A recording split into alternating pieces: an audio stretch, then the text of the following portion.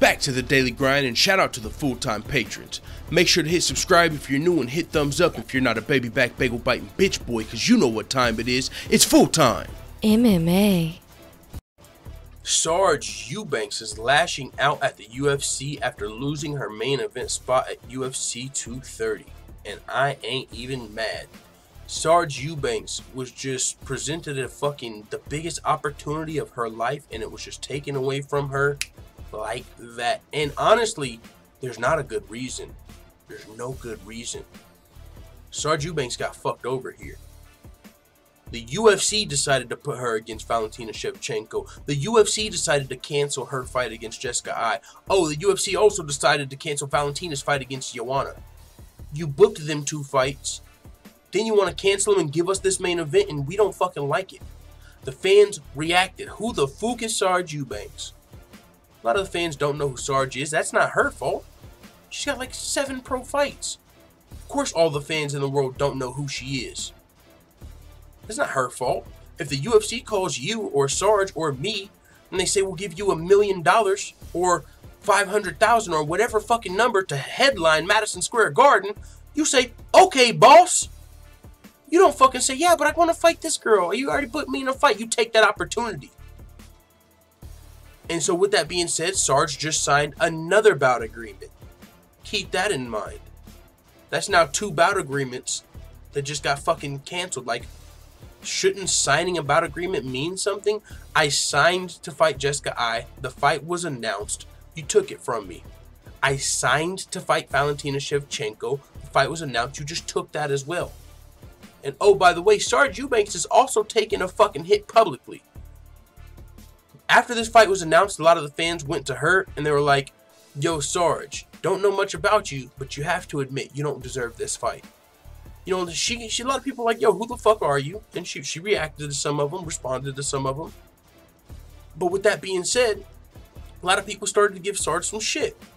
And now, they're all hitting up her Twitter like, haha, you didn't fucking deserve the fight anyway. Ha, you know what I'm saying? Well, haha, I told you. Well, why are you crying? You shouldn't even be in the fight. Oh, and fucking Sarge, man, she does not need a social media. I'm not gonna lie. She doesn't need to be able to respond on social media. I'm a fan of Sarge. I got nothing against Sarge. I'm even more of a fan of Sarge because she rocks with the coach. But boy, she don't need to be on social media because first, like, right, the fans that were reacting to her saying, yo, I don't really know you, but you have to admit, this should not be the main event of Madison Square Garden. She'd be like, you have to admit, like, your face sucks. Like, right? Like, they weren't even being mean, and she might reply to some of them, like, mean.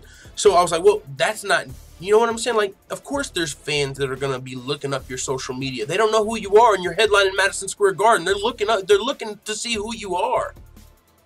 So you can't just respond to everyone that doesn't know you and insult them. So I didn't like that from Sarge. But hey, it is what it is. She's just firing back. Some people are, she might have felt attacked. She's firing back on social media. But what she did here is another reason. I'm like, what the fuck? Is she threatening Dana White? Bunch of fucking cowards. You pull me from this thing and you'll regret it? Who the fuck does Sarge think she is? I couldn't believe when I saw that. It's got nothing to do with Sarge.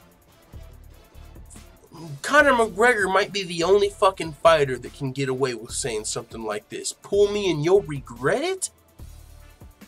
What the fuck do you... Maybe she had... Oh, damn, plot twist.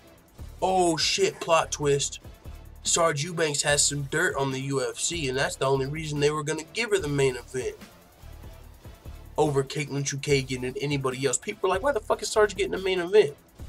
Oh, she got the dirt. She got the Dana White Russian pit.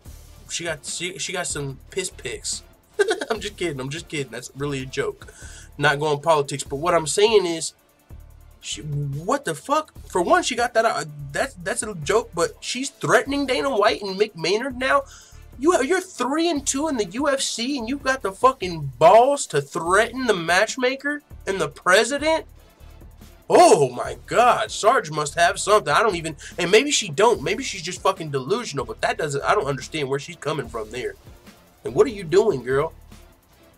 Threatening your boss? You'll regret it?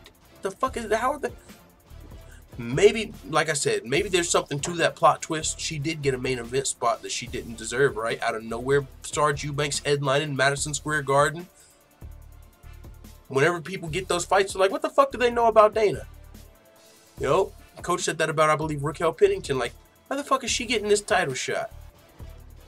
People said that about Sarge. Why is she getting this title shot? Does she know something? And now she's over here talking about, pull me and you'll regret it. I don't think I'm just saying, man, maybe there's something to that plot twist. But that was her first response. Then she said, put me undercard. Put me co-main. I don't care. Put me in for the flyweight title shot. I've earned my shot. This is my time. Quit running this thing like a circus. That's another thing. Why are you canceling this fight? You put it together. Make it the co-main. Like she said, make it the co-main. If Diaz stays on, she don't get put her on the fucking undercard. Why are you canceling this fight now? You can put her on the... You made this fucking... Because you don't need a main event now?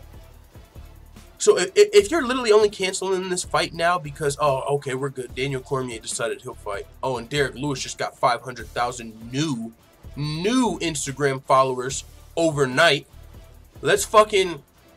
Let Daniel Cormier wrestle some of the clout out of that guy.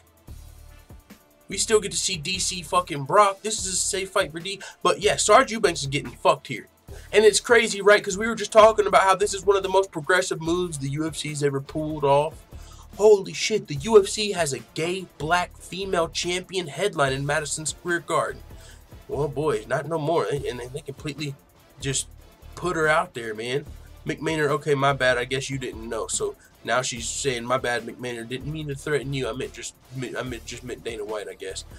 This is my life you're playing with, Dana White and McMahon. Valentina, me and you, motherfucker, we gonna fight. Joanna, stay your ass on vacation. You not ready for the big dogs. I want my fucking belt, yo. So Sijara Eubanks, she's clearly pissed. So as a black... Oh, yeah, she had said that before about headlining Madison Square Garden. But yeah, man, so... unfortunate situation for Sijara Eubanks there.